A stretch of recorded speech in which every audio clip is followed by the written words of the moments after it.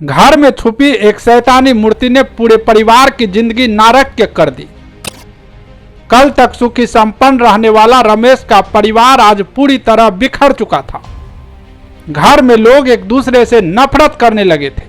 लेकिन फिर एक दिन रमेश को अपने घर में छुपी शैतानी मूर्ति का पता चला और उसके पैरों तले जमीन खिसक गई। नमस्कार, आपने देखना शुरू कर दिया है new story with Ankit Kumar. अगर आप हमारे चैनल पर नए हैं तो हमारे चैनल को लाइक शेयर सब्सक्राइब करना न भूलें। चलिए कहानी की ओर। एक गांव में रमेश नामक किसान अपने परिवार संग रहता था। अपने चेहरे से हंसमुख रमेश काम करने में बड़ा मेहनती था। मानो समय पर रमेश को अपना काम पूरा करने की आदत बन चुकी थी। वहीं घर के मुखिया होने के नाते घर के अन्य सदस्य रमेश का बहुत सम्मान करते थे।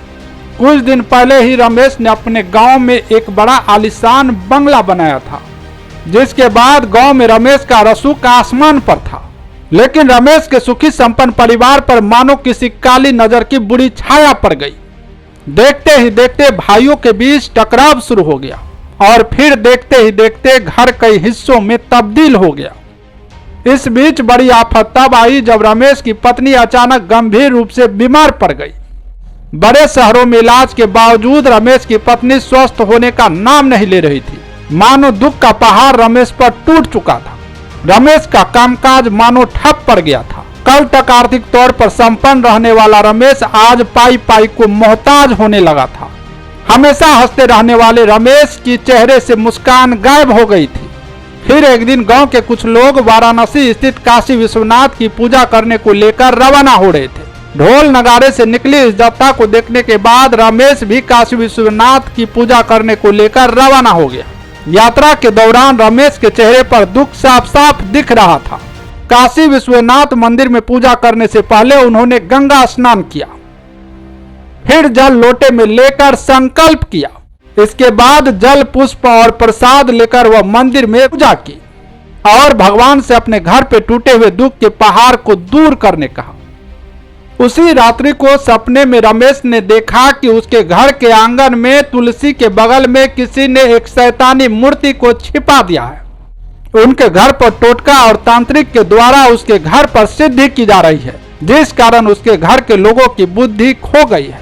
दिन में शक्तिहीन वह मूर्ति रात होते ही सक्रिय हो जाती है और इसके बाद उस पर किए गए काले टोटके और सिद्धि के कारण घर के अन्य लोग उसके इशारे पर नाचने लगते हैं।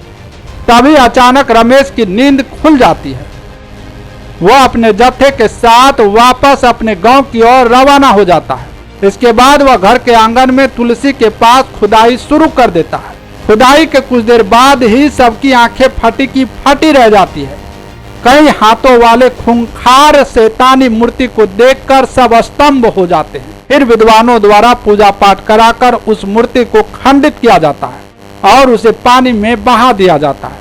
इसके कुछ दिन बाद ही रमेश की पत्नी स्वस्थ हो गई। घर के लोगों ने अपनी गलती मानते हुए रमेश से क्षमा मांगा और एक बार फिर रमेश का पूरा परिवार सुखी संपन्न हो गया। लेकिन रमेश और उसका परिवार अब चौकन्ना हो गया था। अब वह अपने घर पर नजर रखता था ताकि कोई बुरी साया उसके घर के अंदर प्रवेश न कर सके। कहानी का संदर्भ महज इतना है कि इस ब्रह्मांड में नेगेटिव और पॉजिटिव दोनों ऊर्जाएं काम करती है।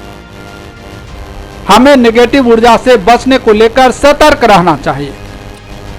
एक नई कहानी के साथ फिर मुलाकात होगी, तब तक के लिए दीजिए इजाजत। नमस्कार।